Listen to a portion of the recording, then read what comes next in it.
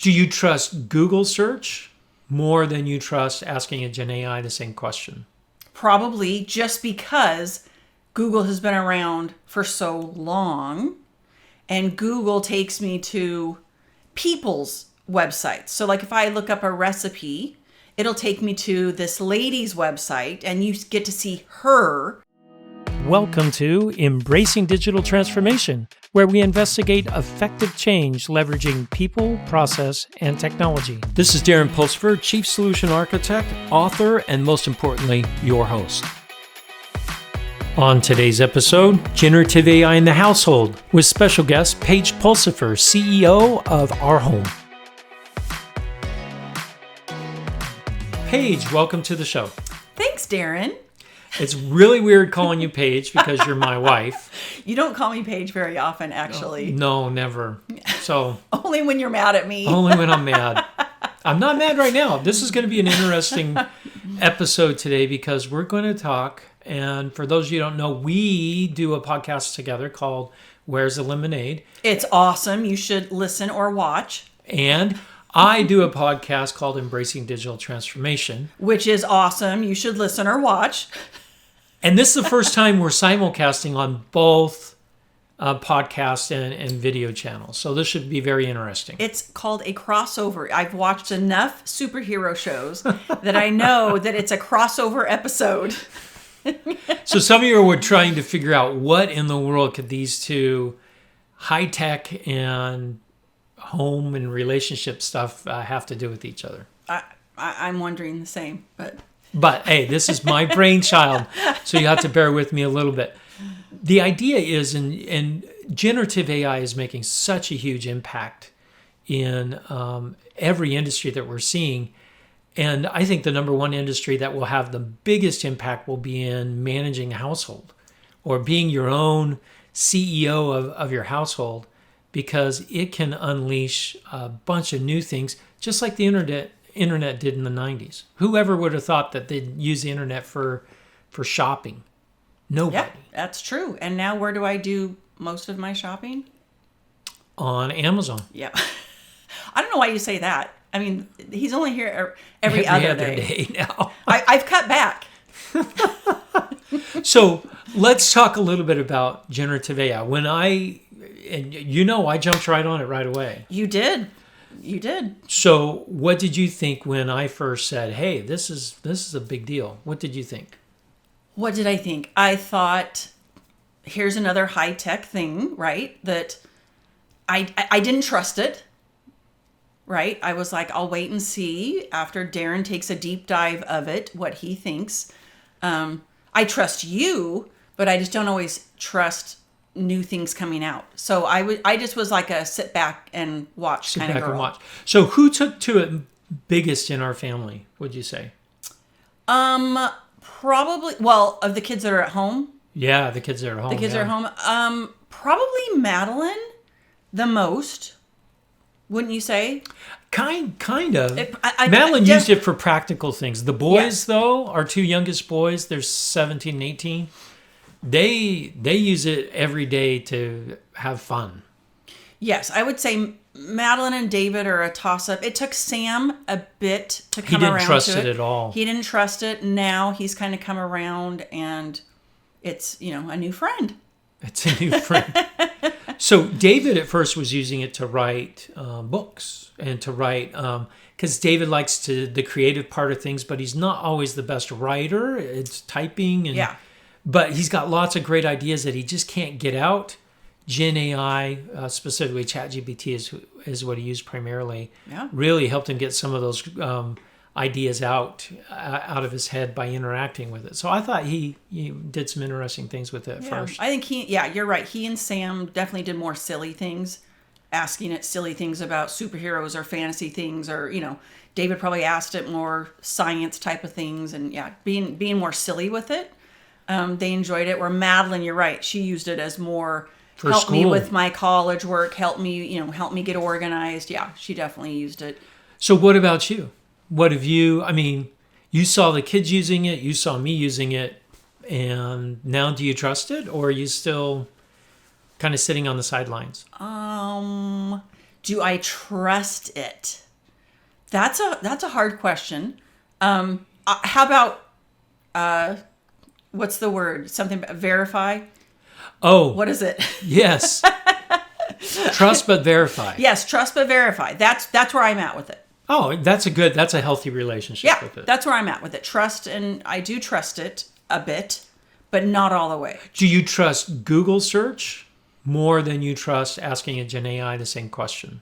Probably just because Google has been around for so long, and Google takes me to people's websites. So like if I look up a recipe, it'll take me to this lady's website, and you get to see her, right? You see pictures of her and her family, and so does that make sense? Where it does. There is no person that I'm seeing.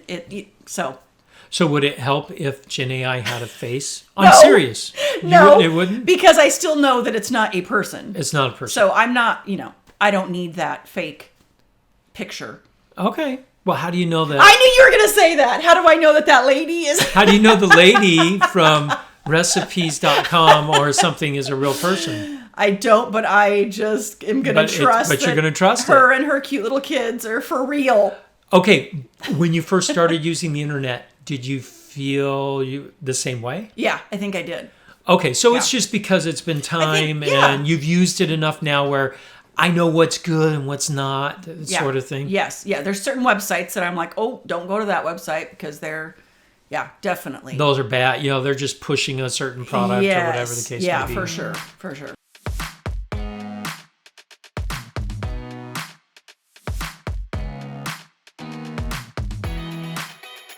So what do you see the main difference between like asking Google search something and asking a GenAI something? What's the big difference for you? Well, I actually asked you this, and I said, why am I using chat instead of using Google?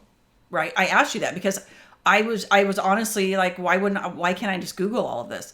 And I liked what you said. Tell them what you said. I can't remember. You can't remember? You said that chat is more like, it's like a friend, or it's like you're having a conversation. You can say, hey, give me this, and then it gives it to you, and you go, interesting. Now give that to me, but this way, or give that to me more this way. You can interact with it. Where with Google, you go, hey, I need this, and it gives you that. And there's no way for you to really say, but make it a little more this, or a little less this, or... Does that make sense? Because Google just gives you a list of things that it found that matched your query. Yeah. I had a conversation with someone. It's on my podcast that's coming out the next day. Okay. It was on, we had to learn how to ask search engines like Google or Bing or DuckDuckGo or whatever. We had to change our language to fit the way the search engine works. So we don't use full sentences. We only use short terms or key terms. Yeah. Right? Like if you're searching for a pork recipe, you'll say pork, apples, onions, and that's it. Right. Where if I'm asking a ChatGPT, I can say, I'm looking for a recipe that includes apples, pork. I want to make sure that it's sweet, a little bit spicy. So you can interact with it. Yes, and then it might spit one out, and then I'll go, that's got too many ingredients for me. that would definitely be something I would say. You lost me after 10 ingredients. You have totally lost me. So do you know what I mean? So then I can say, hey, or you're right, like, hey, I'm gluten free, so make sure you give me another recipe. It's more, and it says, why, sure, let me get that for you. Have you ever said please and thank you to ChatGPT or to a GenAI? I don't think so. You should try it. It's interesting. Really? Yes, absolutely. I am with, like, when I talk to Alexa, I do say please and thank you to Alexa. But I have, and I guess that is an AI, right?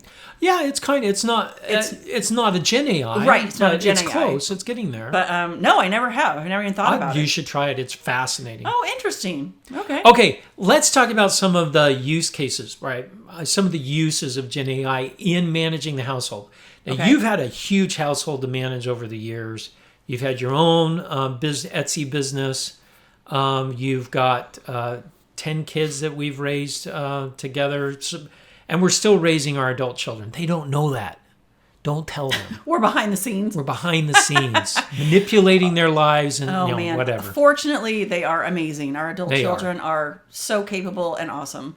But when you've got a huge household like we do, how can you use generative AI? What have you done so far, and what do you kind of think you'd want to do? Okay, so I brought my computer in here so that I can actually look and see on ChatGPT, right? Because I knew I was going to forget. What you've I done. want to see what I've done, right? Ooh, I want to know, what was your first question you asked ChatGPT? Well, it looks like on here, my first thing that I ever asked it was Ashland play recommendations. You and I were planning a trip to Ashland, Oregon.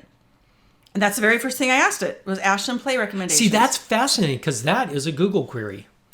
Yes, but see, with this, I believe I asked it. I'm not going to look into it right now because it'll distract me. But I did Google Play recommendations, and then I think I said, and I need one. And then it gave me a list. These are the top plays. And I said, I need the ones that are playing on Thursday because we were going to be there on a Thursday. Tell me the ones, right? And then I said, tell me the ones that are family friendly. So once again, I could keep tweaking it as it went along. Just keep tweaking. All right. So a good thing is that's a good best method, right? That's a good tip. Yeah. Is keep interacting with the Gen AI. Yep. It will work with you. Right. Okay, Definitely. cool. So one of them, it sounds like trip planning. That's a big use case. Oh, and then I think I said, this is very me, I was like, the most comfortable theater on a Thursday night. I don't want no wooden bench. No wooden benches for you? No wooden bench. Thank you very much. So yeah, that was the first thing I ever did. And then my next thing was, I said, give me Oregon coast itineraries. And then it gave me things, and I said, tell me more about this city. Tell me more about this city. And so you really interacted with it to plan a trip. Yeah.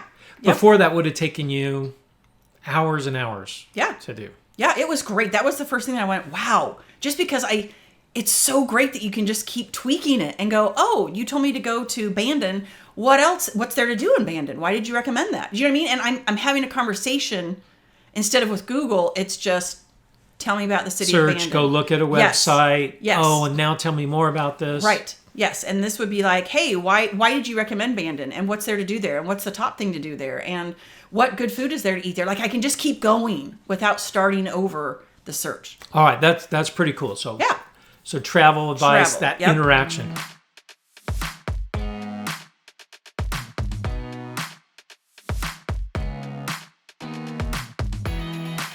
Okay. What's the next thing you did? I think this one's hilarious. The next thing I did, so in my church. Our church. Yeah, it's not just mine. I let you come to it. You're welcome. In our church, I work with the women in our church. We have people that work with the women and the young women and the children. And right now, I'm working with the women. Anyway, we were doing a fun, silly night. And we just wanted to have a fun dinner and a silly, fun night. And so they asked me to write a skit, a silly skit. And I'm good at this type of thing, but as you know... She cannot look at a blank page. I cannot start anything with a blank piece of paper. Like, you've got to give me something. So I didn't know where to even start. I knew I wanted music. I knew I wanted to have some fun musical numbers in the skit. So I put in Relief Society. That's what our organization's called. Relief Society skit. And musical skit. And then it went brrr and gave me all this stuff. And I mean, it was hilarious how much it knew about our Relief Society and about, anyway. And then then I said, I want to skit, about the Relief Society presidency, which is, us women that are kind of over the organization. And I want it to include music. I want it to have some silly references to musical numbers. And I want it I just kept tweaking it. Well, I remember I was traveling at the time. You said, it gave me like 24 pages long of stuff. And did you use all of it? Did you just, I'm just going to take it all? I did not use all of it. I would say I probably used maybe 25% of it. But for me, it gave me ideas. That's all I need. I need some ideas to run with. And it gave me several ideas to run with. Okay, so in this case, you're using it to spur creativity and brainstorm ideas. And once I get going, you know that. Once I get going, I'm good. But I need something to get going. Why not just call one of your girlfriends to do this? Oh my gosh. Do you know how No one wants to write a skit. That is very hard for most Yeah, people. but just to brainstorm ideas off of. Why not just use one? I didn't have any ideas to brainstorm. Oh, there you go. Okay, so this is like a super friend, right? Yes, this was a super friend that will be like, no, Paige, that's stupid. So do you think this is a good idea, chat? And they're like, no, I do not. That is not funny. So it's one of those brutal friends that will just tell you the truth no matter. Will it though, or does it lie to you? It doesn't lie to me, but I have asked it like, do you think this is funny? And it'll say, yeah, that's funny, but maybe you could try this. It'll do something like that. Okay, so it's polite. Yes, it's polite. Maybe we need, and I'm sure our son Matthew will come up with one that's not so polite. That'd be cool. That'd be cool. It In says, some situations. don't be an idiot. Yeah, that says to people, don't be an idiot. Just, I don't think they'll ever program one of those in. Well, someone will. So yeah, it'd be kind of fun. I'm sure Elon Musk will do something like that. Kind of fun. So that was so helpful to me because I didn't know I just didn't know where to start. So it was so helpful. Okay, so travel planning, creativity, brainstorming ideas. Yes. What about one thing you hate more than anything? What do I hate? Coming up what to eat for dinner. I do hate that so You hate much. that. You want me to do it, and I don't mind cooking. I can whip anything up. I don't mind the cooking. No, it's coming up with the idea. Yes, okay, I might mind the cooking, but I don't mind the cooking as much as coming up with the idea. Right. So, yeah, I have put in here. So we have found out recently, it's karma for me, that because you used to make fun of I've had a lot of health issues with my gut. I've had part of my colon removed. We have met our deductible every year for a lot of years because of my health issues. That is true. And we recently found out that I am allergic to gluten. So I'm not celiac, but I'm allergic to gluten, like off the charts allergic to gluten. So I was very bummed because one of my favorite things in the whole world is bread. I love bread. Me and Oprah, we love bread. So I started having it tell me the best gluten-free recipes. Now, I can go to Google and do that too. Yes, you know can. What I mean? Like I can go to Google, but then I would say, give me the best gluten-free recipe. And it would say, oh, Paige, here's the top 3 that we found. I don't know what it says on the internet or on Google. I'm not sure what the word it uses, but, and then I would say, I want one that doesn't use eggs, or I want one that only takes 30 minutes, or I want, you know what I mean? And then it would go, oh, sure. And it would give me another one. Or I want one. So you're using it kind of as a super search in that case. Yep, definitely. And then, go ahead. Has it also given you recipes? Because we've done this a couple of times, I know, where it says, this is all I have in the kitchen. Yes. No. Like in the fridge. I did that. Pantry. Yes. That's actually what I was going to mention next is I literally have said, like, I've got chicken and sun-dried tomatoes and, spinach. Tell me some recipes. And it'll spit out like 5 recipes.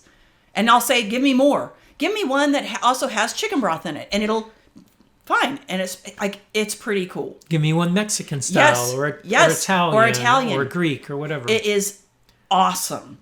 It is awesome. Yeah. All right. So recipes, all right, this is making a lot of sense. Yep. What other things surprised you the most about using generative AI in your day-to-day, keeping the household running? And then we'll talk about your small business, but just keeping the household. What other things did you find that were useful that you thought, oh, that could be interesting? I don't know. I guess it's just awesome that I feel like I can go to it no matter what. Like I'm looking at it. I've gone stain removal. Do you know what I mean? Oh, yeah. Stain removal, right? Like, oh, hey, and like I said, I can do that on Google, but this, I can go, hey, give me stain removal for my couch, right? And then it'll say, oh, do this. And I'll say, but my couch is gray. Is that okay if I use this? Like, it's just a conversation that I can keep having with it. So when I was up early this morning, I was trying to find some pictures for this podcast. Yeah. And something clicked in my head. All of that knowledge that you used to get on doing things in the house came from your mom or your grandmother. Yeah. They would pass it down. Recipes, right. Yeah. Best way to get certain stains out of clothing. Right. Techniques for all sorts of things, paying bills on time or keeping on a budget or, managing the household. That was passed down from mother to daughter or grandmother to daughter or granddaughter, whatever. And it just clicked in my head that Gen AI can now resurface some of that great motherly, what do they call them? Mother wisdom, or what's the term? I don't know. Yeah, something Mother like wisdom, that. I like it. I just thought that was interesting, that have we replaced that teaching of our kids those traditions with down with an AI? And is that okay? I don't know. Does it keep the stains out of my clothes? Yeah. I don't know.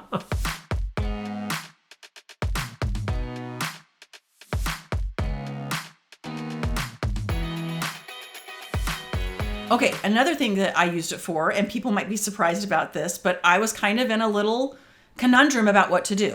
So we have a friend who has very different political, religious, social beliefs than we do. And I have no problem with that at all. Either do you. No, not at all. No, we do not care what beliefs you have. It's just a matter of do we have fun with you, right? Do we get along? So we spent an evening with this friend, and they just kept harping on their beliefs. I believe knowing.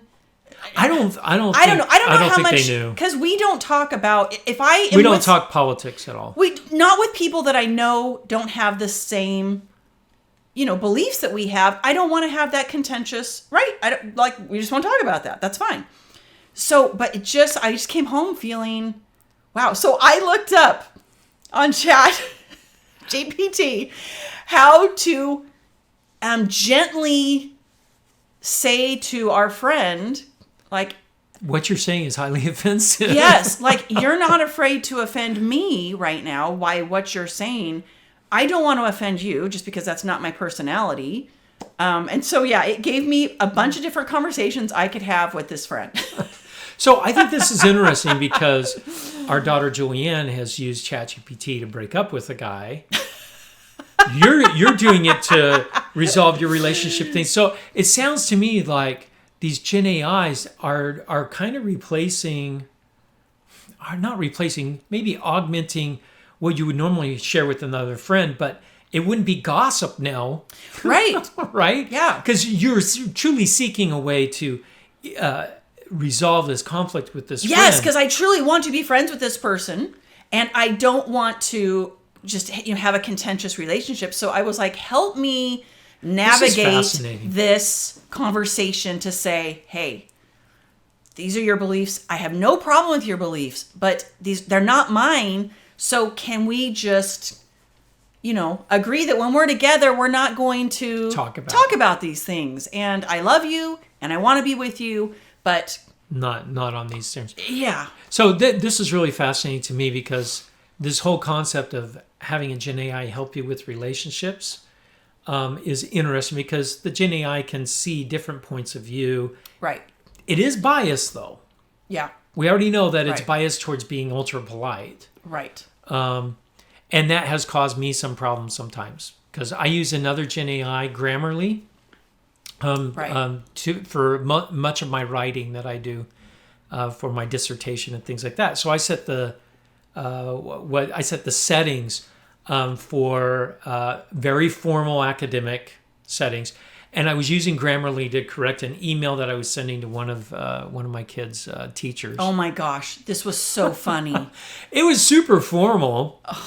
And you laughed. I said, "You can't send that. It looks like." Well, you typed in some stuff, which I thought was fine. I'm like, it's just to a teacher. No, I wanted it to clean it up. And so it was so funny. So it was it was super formal, and so I said, "No, you can't send that. That sounds so uppity or whatever." So then you said, "So uppity." It did, and so then you told it to in a couple of paragraphs, make this less formal, but it didn't do all the paragraphs. So you sent it, and I'm reading over it, and there was one paragraph that it didn't make less formal, and it was like, and furthermore, I shall be out of town, but it was even more like, okay, Mr. Pulsifer. But before we did that, we said, hey, make it informal. Yes. And then it said, yo, dude, what's going on? Bruh. Yeah, I'm like, okay. So then you said a little more formal than that, but it left one of the paragraphs super formal. It was so funny because it was like, funny. And furthermore,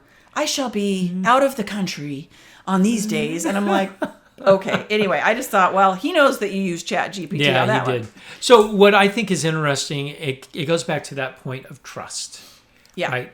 We can't fully trust what's coming out of GenAI, but it most definitely is a great interaction tool. It's an interesting tool to get some advice from, Right. that maybe is too sensitive to share with one of your best friends, because it may come across as, I don't know, gossipy or snooty, or I don't know. Yeah. I found that the Gen AIs aren't typically judgmental of you for things, but they most definitely are biased more towards a polite side of things, is what I've seen. Yeah. Yeah. So, yeah, we've used it for our small business. Oh, yeah. Let's talk a little bit about that. Mm-hmm. Right. We used it. So we've got a t-shirt business that we started. And for the description, we typed in, what we wanted for the description. And then we were like, I wonder what ChatGPT could help us with this description. And it was great. It does a lot better job than we does. can. It does a lot better job. And we fine-tuned it to say, hey, to get people's eyes, or to get search engine optimized, right? Right. What keywords should we use and things like that. So we write a small description, and then we have ChatGPT help us and out. we even said, like, it's, we're targeting this, age group or whatever. And it helped us out. It was great. Yeah. It was awesome. So before we'd sit there at a blank page and just stare at it for a while. Yeah. Yeah. So. I've also used it for helping me direct a conversation with our teens about maybe to limit their screen time. I even asked it how to get your teen to want to spend more time with you. For our teenage boys that are listening, you know who we're talking about. Yeah, they do know who they're talking They said, didn't ChatGPT say, go on your podcast and mention their names, and maybe they'll change. Yeah, that will definitely bring them back to you. Yes, humiliate them on, several different platforms, and they will definitely want to spend time with you. So let's talk about when they were babies and we changed their diapers. That will definitely bring us closer together. But no, and you might be thinking, you could look at a self-help book. I am actually kind of I wouldn't say anti-self-help, but I certainly don't want to read a whole book about it. No, your attention span isn't that long. It's true. It's true. It is true. And I guess I just don't like people telling me what to do. I don't know. But I mean, obviously if I'm reading a self-help book, it's because I wanted some help, right? But you want something for the moment. For the moment, and brief, and like, I don't know. I have a hard time. I have this, I have this theory that sometimes things are just good enough. I don't believe in this perfection thing. Like, we are who we are, and yes, we do need to strive to do better in certain situations, right? Obviously. But I just know that I'm not going to take all of their advice. I'm like, blah, blah, blah. But this was good because I was like, hey, give me some practical advice on how to talk to my teens about limiting screen time. And it went in this specific situation. Yes. Yep. And it gave me 5 things. And I was like, great. I didn't have to read a whole book. Do you ever wish you knew where the information came from? Well, it's coming from the internet, right? Yeah, but how do you know that the information that was behind it was any good, or you're just trusting it? The information that I'm asking for, it doesn't matter where it came from. I'm asking it for recipes. I'm asking it for stain removal. I'm asking it for, you know what I mean? I'm not asking it for anything, nothing government or top secret. Do you know what I mean? I am asking it for things. It doesn't matter where it came from. Does that make sense? I kind of, sort of. I mean, when you're talking about raising kids and what I should do in this situation, don't you care where that information came from? Because I am a very smart, I'm very logical person, and I'm going to read that and go, okay, I don't I don't agree with that. Don't agree with that, but hey, that one I do. Okay, so that goes back to trust, and that goes back to you still are the CEO of the house. Yes. You're using this as a tool to help you and give you ideas, but ultimately it's your decision. It's I like that. I love that you call me the CEO of the house. Are you my employee? No, I'm all the employees. I'm the employees of everyone in this house. I love it. You will never get fired, no matter what you do. Oh, good. Oh, you hear that? No matter what I do, I can't get fired. That's awesome. Thank you for listening to Embracing Digital Transformation today. If you enjoyed our podcast, give it 5 stars on your favorite podcasting site or YouTube channel. You can find out more information about Embracing Digital Transformation at embracingdigital.org. Until next time, go out and embrace the digital revolution.